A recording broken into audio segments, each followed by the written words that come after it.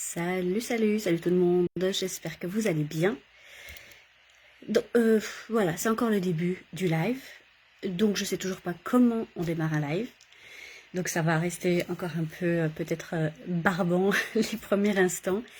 En revanche, si tu as des trucs, des astuces qui pourraient m'aider à, à faire un début de live un peu plus intéressant, un peu plus cool et tout ça, give me, hein. Je suis preneuse pour toutes les trucs et astuces pour avoir un début de live un peu plus intéressant. Bonsoir Pierre, j'espère que tu vas bien, ça faisait un petit bout dis donc. J'espère que toi et France allez bien. Donc je disais, voilà, si vous avez des trucs et astuces pour m'aider à enclencher le live, pour que ce soit un petit peu moins barbant et fatigant, bah, n'hésitez pas. Alors, aujourd'hui, ce que je vous souhaitais donc vous apporter dans le live, dans la vidéo donc d'aujourd'hui, c'est une petite suite à hier, dans laquelle je vous invitais donc à d'arrêter, comment est-ce que je l'avais intitulé, d'arrêter.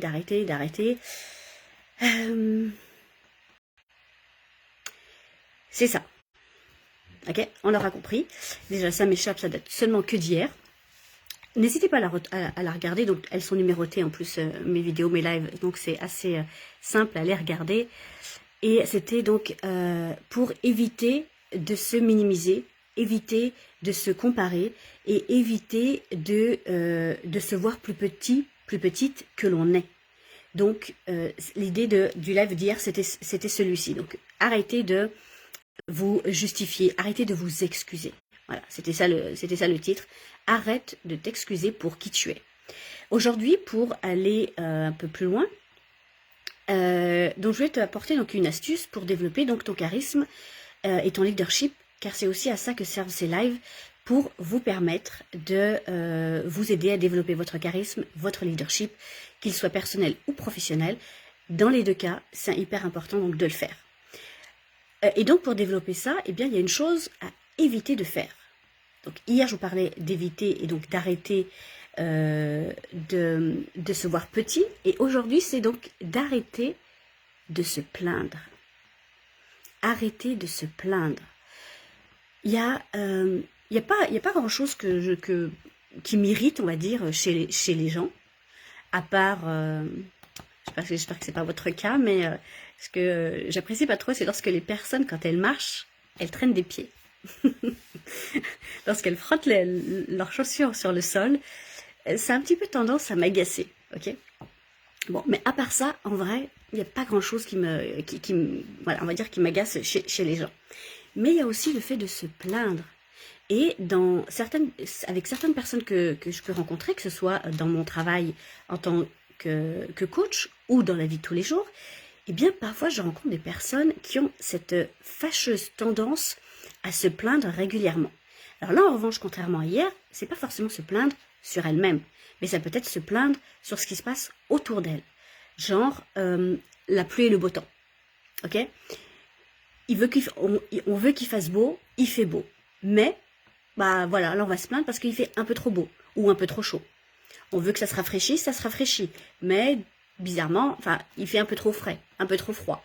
Donc vous voyez cette fâcheuse tendance que certaines personnes ont de se plaindre constamment de ce qui est autour d'eux, de quelque chose qui fonctionne pas, de quelqu'un autour d'eux, de se plaindre de ce qu'elles n'ont pas. Un café trop chaud, un café trop froid, trop sucré ou pas assez, la serveuse pas assez aimable, ou peut-être qu'il est un petit peu trop avec son entourage. C'est peut-être tout et n'importe quoi. Alors, vous imaginez que à répétition, enfin, on va dire que une fois de temps en temps, on peut se plaindre d'une chose ou l'autre, bien évidemment. Mais moi, je parle des personnes qui ont cette fâcheuse tendance de faire ça régulièrement, de se plaindre de tout. Imaginez l'impact que ça a sur vous, sur votre corps, sur votre système immunitaire, sur votre santé, sur votre énergie, sur votre vibration. À quel point ça la détériore, à quel point ça la diminue, à quel point vous êtes dans des énergies et des vibrations qui sont basses. Et qui dit énergie et vibration basse, eh bien ça veut dire quoi? Ça veut dire que plus on va se plaindre de ces choses qui nous embêtent, plus on va en attirer d'autres. Parce que comme on est énergie, comme on est vibration, eh bien on attire à nous des personnes, des situations, des événements en lien et en corrélation avec l'énergie et la vibration que l'on émet. Donc, bien évidemment, namasté Frédéric, ravi que tu sois là en direct avec moi aujourd'hui. Donc, lorsque vous vous plaignez régulièrement de tout et de rien, que les choses ne fonctionnent pas comme vous voulez, que ce que vous attendiez n'arrive pas, arrive trop tôt ou trop tard, je ne sais pas moi, que vous plaignez des animateurs à la télévision. Vous voyez un petit peu donc le schéma. Vous avez certainement des personnes autour de vous qui sont de ce type-là. Et je vous avoue que ce sont des personnes énergivores. Elles vous prennent beaucoup de votre énergie lorsque vous êtes entouré de personnes comme cela.